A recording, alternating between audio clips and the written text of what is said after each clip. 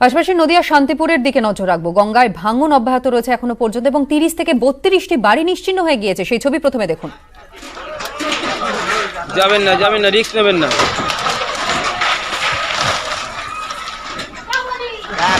গঙ্গা তীরবর্তী এলাকায় ভাঙন, 30 থেকে 32টি বাড়ি সম্পূর্ণভাবে নিশ্চিহ্ন।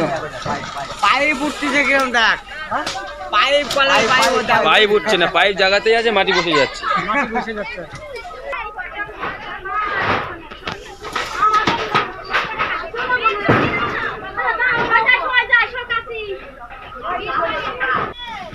কিভাবে ভাঙছে ঘরের পিছনে মানে ঘরের পিছনে রাখবো, ঘরের পিছনে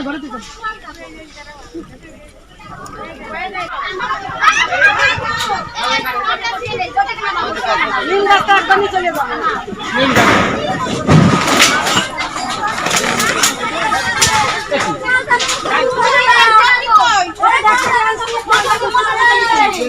মশাটা খুলে যাবে, তাহলে এমনি খোলা আছে।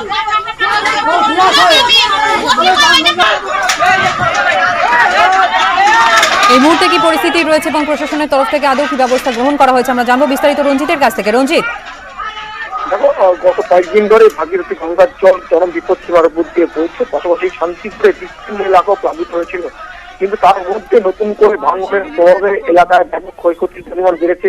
শান্তিপুর 16 নম্বর ওয়ার্ডের চরসরাগর এলাকায় গতকাল বিকেলের পর থেকে ভাঙন শুরু, তাতে করে 30 থেকে 32টি বাড়ি নিশ্চিহ্ন হয়ে গেছে। পাশাপাশি কয়েক বিঘা চাষের জমি নিশ্চিহ্ন হয়ে যায় গঙ্গার বুকে, এবং এই ভাঙন কিন্তু অব্যাহত রয়েছে, প্রতিনিয়ত ভাঙছে এবং বাসিন্দারা তারা নিরাপদ আশ্রয়, যেমন স্কুলের মধ্যে আশ্রয় নিচ্ছে, কেউ উঁচুচারে আশ্রয় নিচ্ছে। এবং এই ভাঙন কিন্তু নতুন কোনো ঘটনা নয়, এবং গত কয়েক বছর ধরে কিন্তু শান্তিপুরের এই অঞ্চলগুলোতে ব্যাপক ভাঙন বেড়েছে, এবং এই ভাঙনের ফলে কিন্তু বারবার বসত বাড়ি তার চাষের জমি গঙ্গা বুকে চলে যায়। এবং প্রশাসনের কাছে কিন্তু তাদের ক্ষোভ রয়েছে যে গত কয়েকদিনের ভাঙনে কিন্তু একেবারে কিন্তু প্রশাসন কোনো মুখ দিয়ে তাকায়নি। ফলে ভাঙন যেমন বাড়ছে, মানুষের আতঙ্ক বাড়ছে এবং বসত বাড়ি চলে যাচ্ছে, বারবার আর্থিক ক্ষতির মুখে হচ্ছে। বেশ, ধন্যবাদ রঞ্জিত।